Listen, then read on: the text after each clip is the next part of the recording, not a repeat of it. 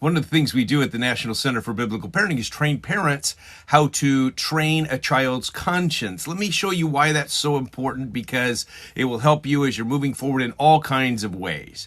The conscience is a very important biblical study. The word conscience is used 30 times in the New Testament.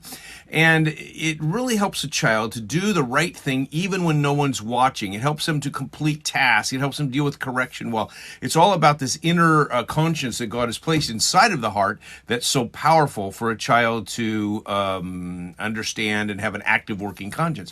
One of the things that the conscience does is it gives a sense of obligation. I need to stop and get gas, or I need to pay my bills, or I need to go out and mow the grass. That is what the conscience does for adults. And it competes against this idea of I want to sit and watch the football game. I want to keep driving and not have to stop and get gas. So the I want to and I need to compete inside. The essence of responsibility is a sense of obligation. God has designed that inside of a child, but it needs to be trained. So you need to work on it and help children do that. Here's one of the things that we can do in order to help that take place in the instruction process. That is, when you're giving children instructions every day, if you would just use the words you need to now, Billy, you need to take your shoes from the front door and put them in the bedroom now. When you use those kind of words with a child, they communicate this sense of obligation. And obligation is the key to understanding responsibility. So using those terms are great. Some parents use the terms, I need you to. Well, this isn't really about your needs.